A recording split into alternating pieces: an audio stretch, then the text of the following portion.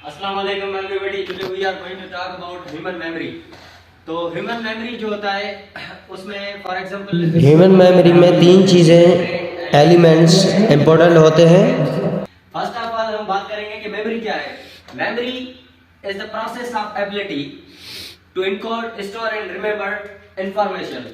Memory कोई दिमाग का कोई मतलब ऐसा हिस्सा नहीं है। मेमोरी एक प्रोसेस है, एक एबिलिटी है, एबिलिटी ऑफ प्रोसेस है जो स्टोर करता है, इनकोड करता है और रिमेंबर करता है।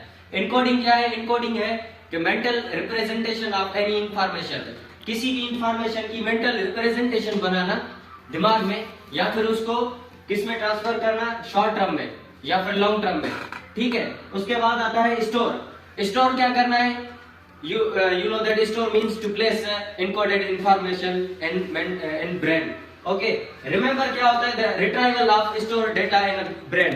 जब भी हम किसी चीज को याद करने की कोशिश करते हैं, समझो हम रिमेंबर करते हैं उसे, रिट्रीव करते हैं उसे इंफॉर्मेशन को। ठीक है, तो अब हम पढ़ेंगे कि how many types of human memory. There are 3 types of human memory. First is sensory memory. Sensory memory जो होती है वो तकरीबन 1 सेकंड से ज्यादातर टिकती है हमारे जहन में। फॉर एग्जांपल मेमोरी जो भी सेंसेस के थ्रू हमें मेमोरी जो भी सेंसेस के थ्रू इंफॉर्मेशन मिलती है हमें। फॉर एग्जांपल अगर ये चीज गर्म है, यहाँ पर लगेगी, ठीक है, तो ये जैसे ही लगी ना तो ये 1 सेकंड में ही मुझे मेमोरी इसकी एहसास हो जाएगा। ये 1 सेकंड, एक झटके में मुझे मेमोरी इसकी जो इंफॉर्मेशन है मुझे मिल जाएगी। उसके बाद क्या होगा? Short term. शॉर्ट टर्म में मैं उसको महसूस करूंगा जब मैं उस पर अटेंशन दूंगा। फॉर एग्जांपल अभी बाहर बहुत सारी आवाजें चल रही है, सही है, आप उसको सुन तो रहे हो लेकिन उस पर आपका ध्यान नहीं है, अटेंशन नहीं है। जब अटेंशन दोगे तो वो शॉर्ट टर्म में आएगी। शॉर्ट टर्म में आएगी तो उसका टाइम जो होगा ज़हन में अटेंशन देने के बाद वो तकरीबन ग्रेटर देन 1 मिनट होगा।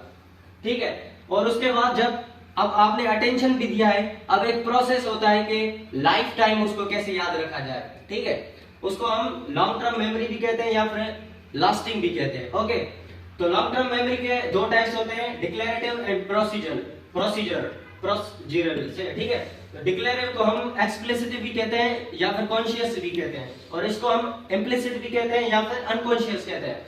इसमें आ जाती है हमारी स्किल्स और टास्क, किसमें? इम्प्लिसिट या फिर अनकॉन्शियस प्रोसीजरल में। ठीक है, ये स्किल्स और टास्क इसमें इस मेमोरी में कैसे आती है? फॉर एग्जांपल जब भी कोई मैं इधर बात कर रहा हूँ या फिर इधर लिखने की कोई भी मतलब ये राइटिंग लिख रहा हूँ, तो इसके लिए मुझे बार बार सोचना नहीं पड़ता कि अभी ये वर्ड कैसे लिखूंगा, ये कैसे लूंगा, या फिर मैं कोई ड्राइविंग कर रहा हूँ या बाइक चला रहा हूँ, तो उसके लिए मुझे बार बार डिसीजन लेने की जरूरत नहीं पड़ेगी। ठीक है, तो ये स्किल्स होती हैं जो मैंने पास्ट में सीखी हुई होती हैं। ठीक है, ये एक एक्सपीरियंस होता है that I already know and present.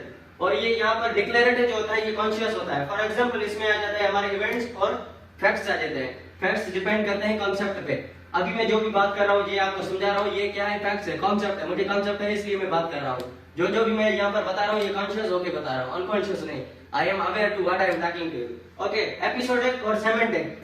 Episodic में क्या आते हैं? इवेंट्स आते हैं। फॉर एग्जांपल मेरी लास्ट बर्थडे कब हुई थी, कैसे हुई थी, कौन कौन से लोग थे, और उसकी इमेज कैसे बनाऊंगा मैं, ये इसमें आ जाता है।